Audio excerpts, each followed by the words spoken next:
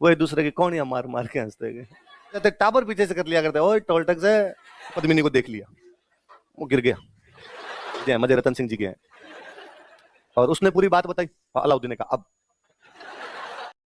कहानियां है कि राणा रतन सिंह अपने रावल रतन सिंह अपने मेवाड़ के अंदर राज कर रहे थे, और एक दिन उनके पास में एक तोता आया, और तोते ने आके उनको कहा कि रावल रतन सिंह, यहाँ बैठे बैठे क्या कर रहे हो तुम? यहाँ से 7 समंदर पार जैकलिन फर्नांडिस रहती है, वो श्रीलंका की है। सिंहल द्वीप श्रीलंका को कहते हैं। सिंहल द्वीप किसको कहते हैं? कि श्रीलंका को। यहाँ से 7 समंदर पास इतनी सुंदर एक राजकुमारी है, और तुम्हें वहां चलना चाहिए। रतन सिंह जी भी ठाले ही बैठे थे, चुपचाप तोते के पीछे हो गए कि बता कहाँ है। तोता ले गया कि साहब ये इस महल के अंदर रहती है। पर राजा के महल में तो कोई कैसे घुस पाए? रतन सिंह जी ने थोड़े दिन इधर उधर गली में चक्कर काटे, पार पड़ी नहीं। इतने में जो यहाँ से मेवाड़ से धन वगैरह लेके गए होंगे, खत्म हो गया होगा। अब क्या करें वहां पे? तो रतन सिंह जी बने जोगी, सन्यासी। क्या बन गए? धन खत्म हो जाए तो फकीर ही बनोगे, और क्या बनोगे? कहानी ये कहती है कि फकीर की वेशभूषा में 7 साल तक रहे। कितने साल तक रहे? 7 साल बाद एक दिन गंधर्व सेन ने उनको देख लिया, और गंधर्व सेन ने कहा, जेंटलमैन, किसी भले परिवार के लगते हो, इतनी यंग एज के अंदर तुमने सन्यास धारण किया, क्या कारण रहे ऐसे? क्यों तुम्हारे जीवन से मन उचाट हो गया? कितनी युवा अवस्था के अंदर तुम सन्यासी बन गए? और रतन सिंह जी रोए उसके सामने। रतन सिंह जी ने कहा, सन्यास का कारण तुम्हारे महलों में मौजूद है। क्या कारण है तुम्हारे सन्यास लेने का? कहा, साहब तुम्हारी आपकी जो राजकुमारी है पद्मिनी, मैं तो ब्याह करने के लिए आया था, धन वन खत्म हो गया, इसलिए इधर उधर भटकता रहा। गंधर्व सेन ने कहा, यार पहले बताना चाहिए था, धन घड़ी धन भाग। मेवाड़ का राजकुमार खुद चला के हमसे यहाँ पे शादी करने के लिए आया। सिंहल द्वीप वालों की, श्रीलंका वालों की क्या औकात की मेवाड़ को मना करे? श्रीलंका बापड़ा इतना सा है, हम हमारे देश का मैप लाते हैं तब श्रीलंका का मैप फ्री आता है।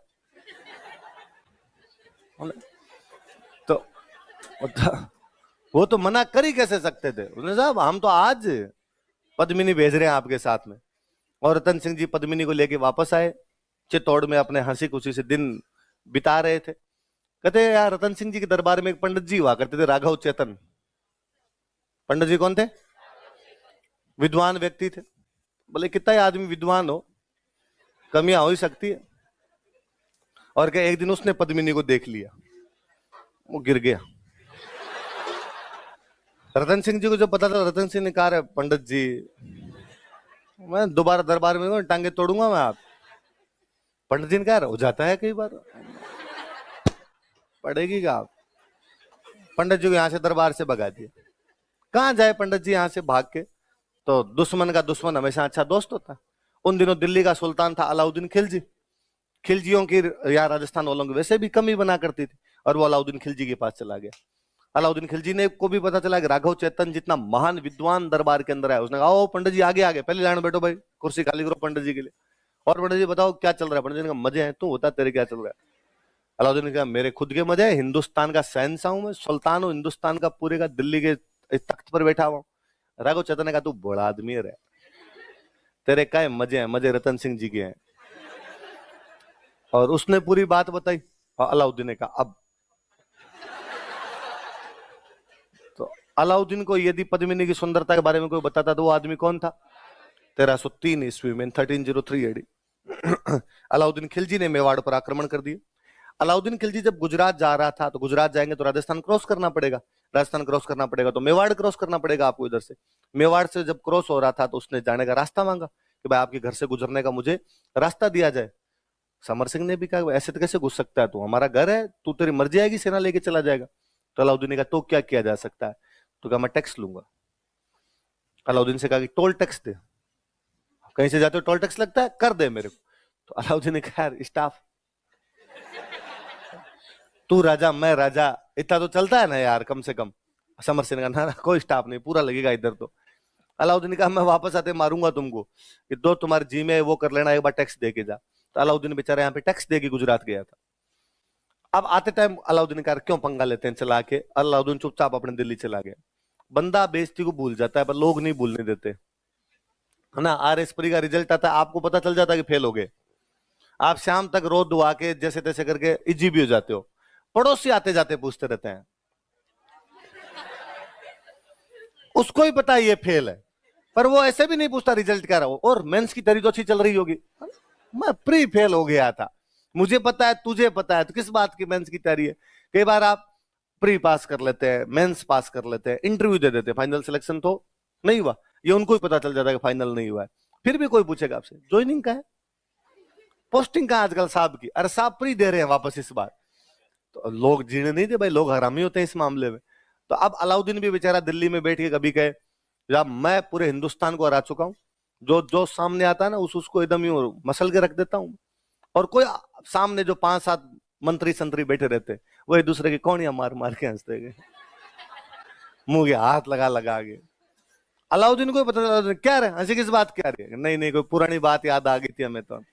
क्या बात थी, नहीं नहीं हमारी बात है कोई, फिर कोई दूसरे गए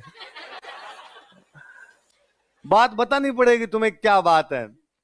इधर वो टोल टैक्स होता है, टोल टैक्स बेचारा अलाउद्दीन हमला नहीं करना चाहता था, लोगों ने जीना आराम कर दिया था, उसका नाक का सवाल बन गया था कि यदि तूने मेवाड़ पर हमला नहीं किया तो लोग तेरे को बादशाह नहीं माने। दिल्ली में आते जाते टावर पीछे से कर लिया करते, ओए टोल टैक्स है। अलाउद्दीन लगता है जीतना ही पड़ेगा और कोई इलाज अपने पास में नहीं। अच्छा अब मुझे बताओ, जैत्र सिंह भूताला के युद्ध में इल्तुतमिश को हराकर वापस भगा देता है। आप अभी कह रहे थे भाई जैत्र सिंह के टाइम में नासिरुद्दीन महमूद और बलबन के भी आक्रमण हुए, वो यदि जीत लेते तब तो चित्तौड़ का किला उनके पास चला ही जाता, वो नहीं जीत पाए, इसका मतलब वो भी यहां से हार के वापस गए। अलाउद्दीन खिलजी समर सिंह के टाइम में यहां से जा रहा है, उसको क्या देना पड़ रहा है, टैक्स। इसका मतलब चित्तौड़ मजबूत हो रहा है कमजोर हो रहा है। और दिल्ली का कोई भी सुल्तान ये नहीं चाहेगा कि उसके नाक के ठीक नीचे को दूसरा राज्य बहुत शक्तिशाली हो जाए। राजाओं के राज में सीधा सिस्टम था, वो शक्तिशाली हो गया तो तू मरेगा, इससे पहले उस पर तू आक्रमण कर दे। तो मेवाड़ की शक्तियां बढ़ रही थी और अलाउद्दीन खिलजी इन शक्तियों को क्या करना चाहता है, नियंत्रित करना चाहता है, कंट्रोल कर। लास्ट में एक कारण और लिख लो, रानी पद्मिनी की सुंदरता, वरना आपको लगेगा ओरिजिनल कारण तो बता ही नहीं रहे। Beauty of queen Padmini, student क्या ये 5 कारण लिखते लिखते हाँफ जाता है, उसको लगता है सर ओरिजिनल बताओ ना, असली कारण तो वही था, रानी पद्मिनी की सुंदरता। जबकि ओरिजिनल कारण ये नहीं ऊपर वाले वो लिखने, क्योंकि भाई अलाउद्दीन खिलजी ने भारत की ऐसी कोई जगह नहीं थी जहां पे आक्रमण नहीं किया था। और यदि पद्मिनियों के लिए आक्रमण किए जाते थे फिर सिवाना और जालोर और रणथंभौर पर अटैक क्यों कर दिए गए, वहां पर भी तो अटैक किए। अलाउद्दीन खिलजी दिल्ली का पहला राजा जो साउथ इंडिया में अटैक करने के लिए चला गया था, ठेठ नीचे तक पहुंच गया था तमिलनाडु तक। इसका मतलब केवल और केवल साम्राज्य विस्तार के लिए कर रहा है, किसके लिए कर रहा है। पर मैं फिर कहता हूं आपको ऊपर वाले कारण याद ही नहीं रहेंगे। यदि कभी एग्जाम के अंदर आया कि अलाउद्दीन खिलजी ने मेवाड़ पर आक्रमण क्यों किया था, आपको पता है कि कारण दूसरे हैं पर आपको याद नहीं आएंगे, फिर आप वो पहले से लिखोगे। रतन सिंह की रानी बहुत सुंदर थी, तोता रतन सिंह को वहां ले गया था, तो पता नहीं कौन कौन सी कहानियां लिख दोगे बाद में। अब अलाउद्दीन ने यहां पर अटैक किया, अलाउद्दीन बहुत बड़ी सेना लेके आया था, अपने वालों को पता था अलाउद्दीन की सेना बड़ी है, अपने पास इतने सैनिक नहीं। पर अपने वालों को एक बात और पता था कि चित्तौड़ का किला इतना मजबूत है कि अलाउद्दीन कुछ भी कर ले तो भी चित्तौड़ के किले में तो घुसे। किला बंद करो, अंदर बैठे रहो, अपने अपने क्यों बाहर जाना है। तो किले अपने ये सुरक्षा का काम किया करते थे। तो किले के अंदर बैठे हुए सारे के सारे लोग, अलाउद्दीन खिलजी अपने नीचे बैठा हुआ एकदम। खबरें हैं कि अलाउद्दीन खिलजी कई दिन तक जब यहां पर बैठा रहा, उसकी पार नहीं पड़ी, तो उसने ऐसी कहानी है रतन सिंह के पास समाचार भिजवाया कि भाई रतन सिंह जी पद्मिनी दिखा दो, मैं तो इसी में वापस चला जाऊंगा। कहानियां और है कि भाई बुलाया गया उसको, और फिर वो आप सुनते हैं अक्सर अखबारों में लिखी भी आती है कि इधर एक कांच था, इधर पद्मिनी खड़ी थी, पद्मिनी कांच के अंदर दिख रही थी, नीचे एक तालाब था, तालाब में पद्मिनी की छाया बन रही थी, अलाउद्दीन को छाया दिखाई, अलाउद्दीन ने छाया भी देख के कहा थैंक यू, का खाना तो खा जा। खाना खा के जब वो जा रहा था तो रतन सिंह उसको सी ऑफ करने के लिए नीचे तक गया, घर आया वो मेहमान है छोड़ने के लिए जाए। अलाउद्दीन में कमीनापन कूट कूट के भरा हुआ था, उसने जाते नीचे जाते रतन सिंह को गिरफ्तार कर लिया और कहा तब तक रतन सिंह को नहीं छोड़ा जाएगा जब तक पद्मिनी हमारे पास नहीं है। पद्मिनी का एक भाई था जिनका नाम था गोरा, क्या नाम था, एक भतीजा था जिसका नाम था बादल, ये दोनों आपस में भी चाचा भतीजा है, गोरा बादल आपस में भी काका भतीजा हुआ करते थे। पद्मिनी ने अपने इस काका भतीजा, ये 2 भाई और भतीजे थे, इनके साथ में बातचीत की और कहा भाई अब समय आ गया जब राखी के बंधन के फर्ज को निभाया जाए और तुम मेरा साथ दो। तीनों ने मिलकर योजना बनाई, अलाउद्दीन के पास मैसेज किया कि भाई रानी पद्मिनी तुम्हारे पास आने के लिए तैयार है, लेकिन रानी के साथ में खूब सारी दासियां होती है तो वो दासियां भी आएगी। अलाउद्दीन ने कहा ओह ठीक है। पहले रानियां पैदल तो जाती नहीं थी, पालकी में बैठकर वैसे जाया करती, तो पालकी में कहते हैं भाई, पालकी में आगे आगे वाली पालकी में तो पद्मिनी को बिठा दिया, पीछे वाली पालकी में किसी महिला वहिला को तो बिठाया नहीं उन्होंने, सब में सैनिक बिठा दिए। नीचे 4-4 आदमी उठाने वाले चाहिए, वो चारों सैनिक हो गए, पालकी के अंदर भर लिया हथियार। वहां नजदीक पहुंचे, कहा भाई पद्मिनी अंतिम बार रतन सिंह जी से मिलना चाहती है। कहा भाई मिला दो, रतन सिंह जी वहां कैंप में बंद है, मिलाओ। 2-4 बॉडीगार्ड खड़े थे। कहा जाता है पद्मिनी जितनी सुंदर थी, उतनी उतनी बुद्धिमान, उतनी उतनी बहादुर थी, वो 5-7 बॉडीगार्ड को मार देती है और मार के रतन सिंह को लेके वहां से फरार हो जाती है। अलाउद्दीन को जब तक पता चला कि पद्मिनी तो गई, वो गई, साथ में रतन सिंह और ले गए। वो लड़ने के लिए तैयार हुए, तब उनकी सेना का सामना करने के लिए तैयार कौन खड़े थे? गोरा। और कहानियां ये कहती है कि गोरा लड़ाई में मारा जाता है, बादल बाकी सेना को लेके वापस आता है, किले के अंदर घुस जाते हैं, वापस किले के गेट बंद कर लेते हैं। अब अलाउद्दीन खार खा गया और अलाउद्दीन को लगा कि यार ये तो भयंकर नुकसान है, गजब बेइज्जती हुई अपनी तो इधर आ गए। अलाउद्दीन 8 महीने घेरा डालता है यहाँ पे। कितने महीने घेरा डालता है? उसने कहा मैं जाऊंगा ही नहीं, मैं देखता हूँ कितने दिन तक किले से बाहर नहीं निकलोगे। 8 महीने के घेरे के बाद चित्तौड़ के किले का अनाज खत्म हो गया। अंदर स्टॉक कितने दिन तक रह सकता है आपके? नई फसल तो आएगी तब आएगी, स्टॉक तो कितने दिन तक रखा रखा जा सकता है? पानी खत्म होने लग गया, अनाज खत्म होने लग गया अंदर के किले का। तो कहा अब भूख और प्यास से मरेंगे, इससे अच्छा आपने क्या कर ले, लड़ाई। ऐसी लड़ाइयों को मैंने बताया था, बोलते थे साका। क्या बोलते थे? साके में 2 चीज होती है, एक होता है जौहर और एक क्या होता है? जौहर कर लिया पद्मिनी ने और केसरिया कर लिया आपके रतन सिंह। रतन सिंह के सेनापति थे वो कौन थे? गौरा। और कहते हैं उसने जब चित्तौड़ पे कब्जा किया तो किला बहुत बड़ा था, किले में पब्लिक रहा करती थी अंदर, और जब भी युद्ध वगैरह होने वाला होता तो बाहर की पूरी पब्लिक को भी अंदर ले आते। भाई जनता की रक्षा करने की जिम्मेदारी किसकी? राजा की। और पब्लिक बाहर है, पब्लिक यदि बाहर बैठी रहेगी तो बाहर वाला आक्रमणकारी उनको तंग करेगा, तो सारी की सारी पब्लिक को अंदर शिफ्ट कर लिया करते थे। ऐसा अनुमान लगाया जाता है कि चित्तौड़ के किले में 30,000 लोग आ जाते हैं। कितने लोग आ जाते हैं?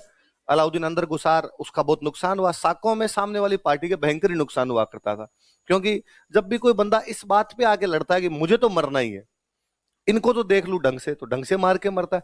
अलाउद्दीन जब अंदर घुसा, उसे लगा कि यार पूरा सेना अपनी नष्ट करवा ली थोड़े से सैनिकों के बलबूते। वो गुस्से के अंदर था, उसने 29,000 लोगों को कटवा दिया।